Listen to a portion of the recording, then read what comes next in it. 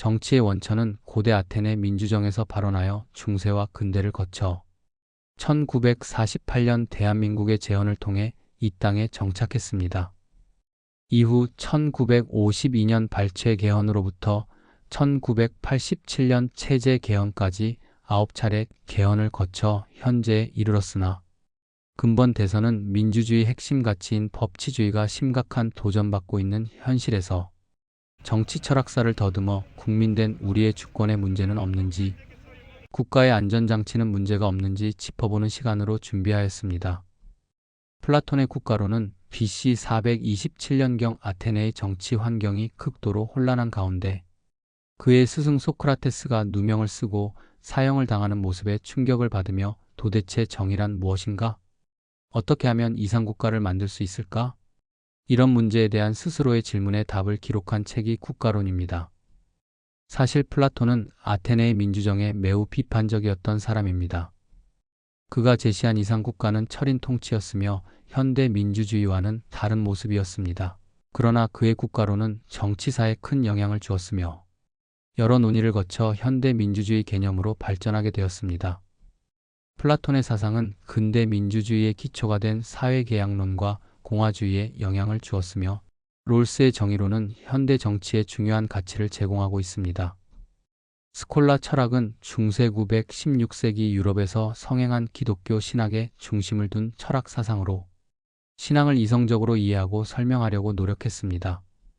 이는 대립이 아닌 신앙을 더 잘 이해하기 위해 이성을 도구로 사용한 개념으로 오늘날 인식론의 알의 성찰을 제공하고 있습니다. 우리에게 익숙한 변증법은 역사적으로 중요한 역할을 해왔습니다. 그리스의 헤라클레이토스는 만물은 유전하면서 서로 반대되는 것들의 싸움과 조화를 이루며 움직이고 바뀐다는 논리를 폈습니다.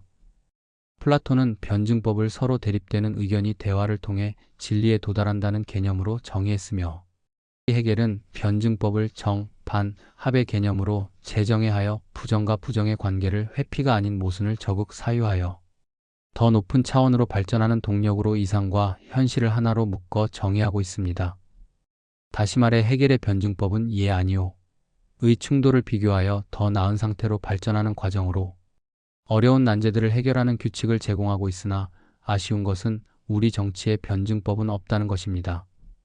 독일은 제1차 대전 패망 후 제국이 무너지자 공화국 수립을 위해 유럽 민주주의 사상을 참고하여 1919년 헌법을 제정한 것이 바이마르 헌법입니다. 1948년 대한민국의 재헌 헌법은 가장 발전된 민주주의 헌법으로 평가받던 바이마르 헌법을 모델화하여 제정하였고 여러 차례의 개정을 거쳐 현재에 이르고 있습니다. 우리 헌법 1조 1항에 국민이 주권자임을 명시하고 있습니다. 주권자란 최고 권력자 즉 주인을 뜻합니다. 주인이 일꾼을 고를 때는 살피고 검증할 내용은 많습니다. 자칫 잘못 뽑으면 주객이 전도되어 일꾼으로부터 주인이 핍박당할 수 있기 때문입니다. 지금 우리는 국토가 양분된 채 동서가 나뉘고 보수와 진보로 쪼개져 있습니다. 누구의 책임일까요? 국민의 의식이 바뀌어야 정치가 바뀝니다. 정치가 바뀌지 않을 때 결과는 국민의 불행이 될 수 있습니다.